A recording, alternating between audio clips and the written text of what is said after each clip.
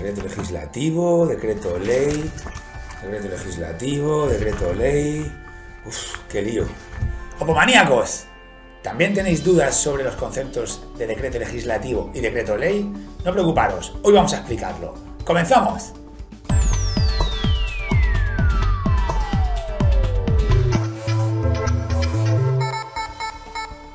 Antes de entrar en los conceptos de los decretos legislativos y decreto ley, vamos a introducirnos y recordar cuáles son los poderes clásicos, la distribución clásica de poderes del Estado, que ya en su día formuló Montesquieu. Recordemos que tenemos poder legislativo, poder ejecutivo y poder judicial. El poder judicial queda encarnado en jueces y tribunales, el poder legislativo reside en las Cortes Generales, o sea, el Parlamento, y el ejecutivo recae en el gobierno. Por tanto, esto podríamos tomarlo como una excepción al hecho de que el poder legislativo recaiga en las Cortes Generales, ya que el gobierno es el que está legislando, como veremos a continuación. En primer lugar, vamos a empezar por los decretos leyes, que quedan regulados en el artículo 86 de la Constitución, como veremos a continuación. El punto 1 dice: en caso de extraordinaria y urgente necesidad, el Gobierno podrá dictar disposiciones legislativas provisionales que tomarán la forma de decretos leyes y que no podrán afectar al ordenamiento de las instituciones básicas del Estado, a los derechos, deberes y libertades de los ciudadanos regulados en el título primero, al régimen de las comunidades autónomas ni al derecho electoral general. Bien, mucha es la información que hay dentro de este epígrafe. En primer lugar, lo más importante es que los decretos leyes no pueden tocar materias susceptibles de ser reguladas por ley orgánica. Fijaos que hablaba de que no pueden afectar al ordenamiento de instituciones básicas del Estado, ni a los derechos, deberes, libertades regulados en el título primero, ni al régimen de las comunidades autónomas, ni al derecho electoral. O sea, el decreto ley no puede tocar materias susceptibles de ser reguladas por ley orgánica, ya que éstas gozan de una especial protección. Además de este matiz, muy importante, la Constitución dice: en casos de extraordinaria y urgente necesidad. Bueno, esto es lo que dice la Constitución, y otra cosa muy distinta es la realidad, ya que vemos que el decreto ley se utiliza, o más bien yo diría que se malutiliza, porque se utiliza en exceso. La figura del decreto ley es algo que vienen utilizando distintos gobiernos, todos, de un signo político y de otro, de manera demasiado habitual, ya que digamos que es cómodo para ellos el utilizarlo, porque bueno, digamos que legislan y luego le piden al Congreso pues que le dé su conformidad, como veremos a continuación. Con lo cual, pues el gobierno tira por el camino de en medio, legisla y luego trata de que el Congreso le dé el apoyo, le dé el visto bueno a esa normativa que el gobierno ha elaborado. Fijaos también cómo las denomina. Dice: disposiciones legislativas provisionales. La provisionalidad radica del hecho en que si en 30 días no son convalidadas por el Congreso de Diputados, quedarían sin efecto. Por eso se denominan disposiciones legislativas provisionales. Pero una vez consiguen la convalidación del Congreso, son plenamente válidas y su vigencia es indefinida. O sea que esa provisionalidad se entiende únicamente en el sentido de que tienen un plazo para ser convalidadas. Si en ese plazo no se convalidan, quedarían sin efecto. Vamos a ver qué dice el punto 2. Los decretos leyes deberán ser inmediatamente sometidos a debate y votación de totalidad al Congreso de los Diputados, convocado al efecto si no estuviera reunido, en el plazo de los 30 días siguientes a su promulgación.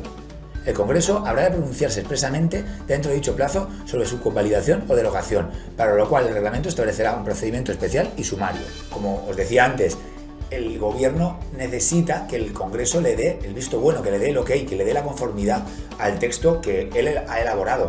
Si el Congreso no le da ese visto bueno, en el plazo de 30 días, esa normativa quedaría sin efecto. Por eso es tan frecuente cuando vemos en las noticias que el gobierno está negociando con los representantes de los partidos políticos para que le den el apoyo a una normativa, vemos que muchas veces tienen un plazo de tiempo y dicen: el gobierno se le acaba el plazo para negociar tal o cual cosa.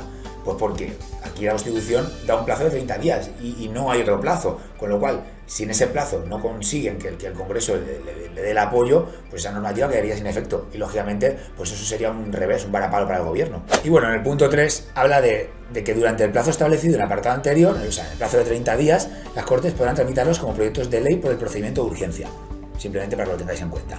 Por tanto, a modo de resumen, ¿qué es el decreto ley? Pues es una forma de legislar por parte del Ejecutivo, del Gobierno, que recordemos que no encarna el poder legislativo. El poder legislativo reside en las Cortes Generales, en el Parlamento, pero a través del artículo 86 de la Constitución se habilita a que el Gobierno pueda elaborar decretos leyes en casos de extraordinaria y urgente necesidad, que claro, esto es algo muy subjetivo. ¿Qué es extraordinario o qué es urgente? Bueno, pues el caso y verdad es que esto lo utilizan y lo han utilizado tradicionalmente los gobiernos para legislar de manera rápida, sin consenso y, digamos, primero legislo, yo elaboro el texto y luego trato de conseguir apoyos.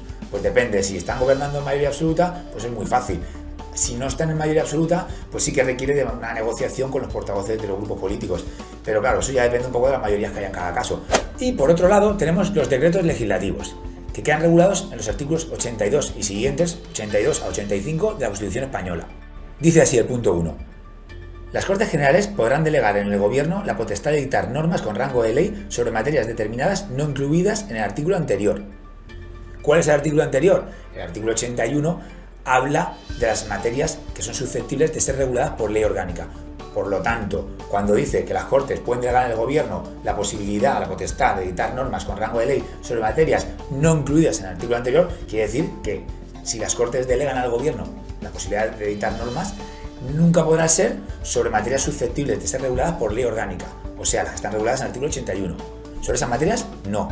El punto 2 dice: la delegación legislativa deberá otorgarse mediante una ley de bases cuando su objeto sea la formación de textos articulados o por una ley ordinaria cuando se trate de refundir varios textos legales en uno solo. Bueno, este punto lo que está es enumerando dos posibilidades dentro de los decretos legislativos, es decir, o bien formular textos articulados, o sea, que el gobierno desarrolla un texto de una ley, o la posibilidad de refundir varios textos legales en uno solo, o sea, digamos hacer un refrito, por así decirlo a lo bestia, de varias normativas que tratan sobre una materia, reunificarlas en una sola ley, en un solo cuerpo legal, para que sea más sencillo, no haya esa dispersión de normas y se trate de simplificar esa redacción normativa. Para que quede más claro, una ley de bases es un texto en el cual las Cortes Generales fijan las premisas básicas, la estructura, el contenido básico mínimo que quiere que el gobierno respete a la hora de desarrollar esa normativa. Es decir, las Cortes primero desarrollan una ley de bases en las cuales le dicen al gobierno: vale, tú vas a legislar a continuación de mí, pero yo te voy a dejar bien claras las premisas. Te voy a fijar en una ley de bases el contenido mínimo que debes respetar y que tú a partir de ahí puedes desarrollarlo, siempre y cuando no contravengas lo que yo te estoy dejando en esta ley de bases. Continuamos con el punto 3. La delegación legislativa habrá de otorgarse al Gobierno de forma expresa para materia concreta y con fijación del plazo para su ejercicio. La delegación se agota por el uso que de ella haga el Gobierno mediante la publicación de la norma correspondiente. No podrá entenderse concedida de modo implícito o por tiempo indeterminado. Tampoco podrá permitir la subdelegación a autoridades distintas del propio Gobierno. Fijaos que la delegación legislativa tiene que decir claramente para qué materia se otorga y en qué plazo se debe llevar a cabo. Hay que ser muy taxativo. De hecho, fijaos si le da importancia, que en el siguiente punto también incide en ello. Las leyes de bases delimitarán con precisión el objeto y alcance de la delegación legislativa y los principios y criterios que han de seguirse en su ejercicio. Como veis, lo recalca bien, para que no queden dudas. Luego en el punto 5 dice: la autorización para refundir textos legales determinará el ámbito normativo a que se refiere el contenido de la delegación, especificando si circunscribe a la mera formulación de un texto único o si se incluye la de regularizar, aclarar y armonizar los textos legales que han de ser refundidos. Aquí lo que viene a decir es que la autorización para elaborar esta refundición de textos dispersos, que recordar que era una de las posibilidades de los decretos legislativos, pues esta autorización tiene que decir claramente si se le habilita al gobierno únicamente para refundir textos dispersos, es decir, para coger distintas normativas que tocan una misma materia y refundirlas en un solo cuerpo legal, o si además de eso le permiten pues aclarar, matizar, para que así queden más claros. El gobierno puede tener mayor o menor libertad en función de lo que le permitan las Cortes, es decir, o únicamente refundir en una sola ley esas normativas dispersas, o bien, además de refundirlas, pues aclararlas o explicarlas.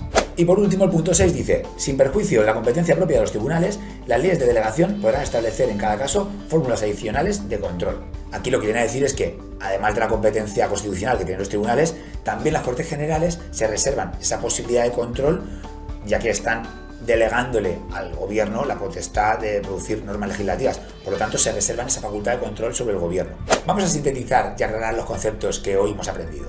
Pero ojo, antes, no olvidéis suscribiros a nuestro canal, darle a me gusta, a la campanita, dejadnos vuestros comentarios y compartir este vídeo en redes y con quien consideréis. Es muy importante para ayudarnos a crecer. Hoy hemos aprendido que el poder legislativo no solo recae en las Cortes Generales, o sea, en el Parlamento, sino que también en el Ejecutivo, el Gobierno, en determinadas ocasiones previstas constitucionalmente, también encarna este poder legislativo. Por ejemplo, los decretos leyes, como veíamos antes, que en casos de extraordinaria y urgente necesidad, que eso es algo muy subjetivo, el gobierno tenía potestad de elaborar normativas que luego sometía a consideración del Congreso y que necesariamente necesitaban su ok, su conformidad en el plazo de 30 días. Eso a modo de resumen. Y por otro lado tenemos los decretos legislativos, que tenían dos utilidades, dos finalidades. Por un lado, la de refundir textos dispersos, que en ese caso sería que las Cortes Generales habilitan al Gobierno a que refunda en un solo cuerpo legal, en una sola ley, normativas dispersas que tratan sobre una misma materia.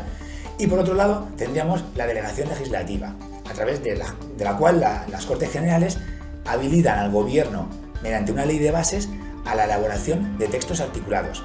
Lo que le hacen es permitirle que elabore una normativa sobre una materia determinada y en un plazo determinado. Y como está íntimamente relacionado con esta materia, creo que será muy interesante que veáis este vídeo que os dejo aquí, que trata sobre las leyes orgánicas, muy importante, que quedan reguladas en el artículo 81 de la Constitución. Así que espero que os guste y nos vemos en el próximo vídeo.